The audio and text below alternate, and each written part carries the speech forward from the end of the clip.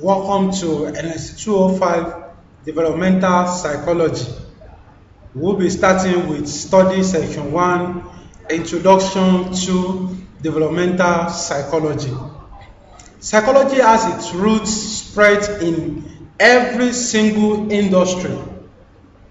It has become imperative to study human mind for the better outcome of operations carried out on daily basis.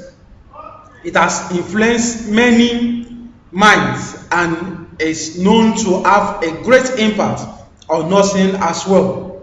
Psychology and nursing are poles apart, but at a certain level, they are interconnected. When you will have studied this study section 1, you should be able to define developmental psychology, you should be able to explain the different types of psychology, and discuss the importance of psychology to nursing. Psychology is a science that tends to study the behavior and mental processes of animal and human and subhuman organisms. It is also the scientific study of human behavior. Developmental psychology, therefore, is the scientific study of systematic psychological changes, emotional changes, and perception changes that occur in human beings over the course of their lifespan, originally concerned with infants and children. The field has expanded to include adolescents, adults' development, aging, and the entire lifespan. Types of psychology. The different types of psychology are clinical psychology. This involves the treatment of those with behavioral problems and mental illnesses. We have counseling psychology. This area often confused with educational psychology, but this aspect is more clinically oriented. This attends to maladaptive behaviors of normal people using the interview techniques, interest, attitude, personality, and occupational information tools. 3. Educational psychology.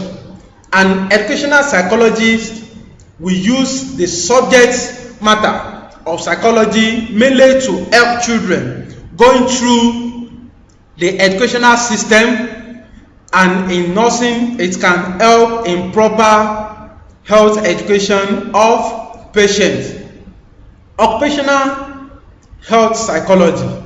It focuses on work environment, the individual, and the work-family interface.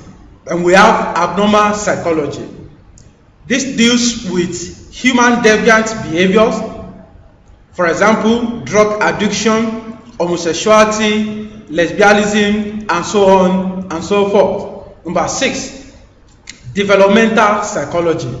This is a broad field of interest in which the physical, emotional, and intellectual characteristics and development of youngsters from prenatal stage through childhood, in adolescence, adulthood, and old age are studied. Child psychology. This is a science that deals with the psychology and behavioral growth of the child. Then we have experimental psychology. This deals with conducting researches and engaging in experiments with human beings and animals. Then we have physiological psychology. The domain of physiological psychology is the examination of the biological basis of behavior with particular reference to the biochemical reaction underlying memory and learning, and the role of various portions of the brain in the regulation of such motive as hunger and thirst, and such basic processes as sleep. Then we have social psychology.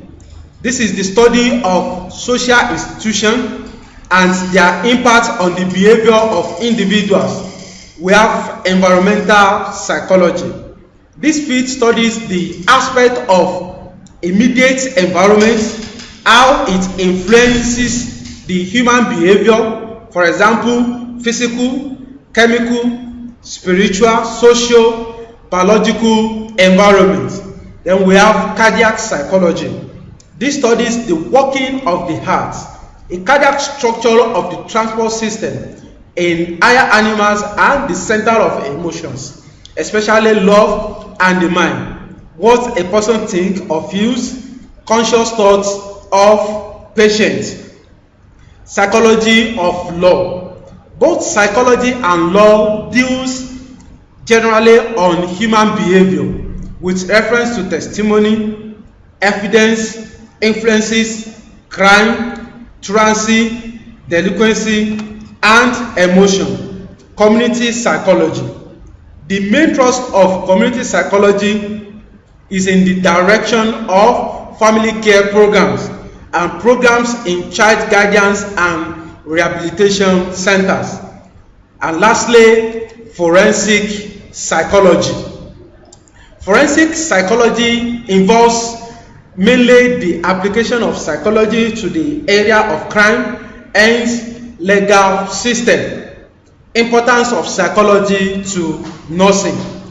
The study of psychology by nurses will serve the following purposes. 1. It provides objective of evolving facts and theories in an orderly manner to provide a general understanding of man and his place in nature. 2. It gives understanding of individual differences and peculiarity of human being, that is, personalities. It helps to make ready the client or patient for nursing management. And lastly, it enhances preparation of the client for nursing care. Importance of psychology to nursing continues. It gives relevance of hereditary and environment. It enhances detection of abnormal behaviors. It enhances behavioral modification techniques. It provides vivid knowledge on developmental stages and factors influencing these stages. It provides motivational factors, and lastly, it provides rewards and punishments. Thanks for listening. See you in the next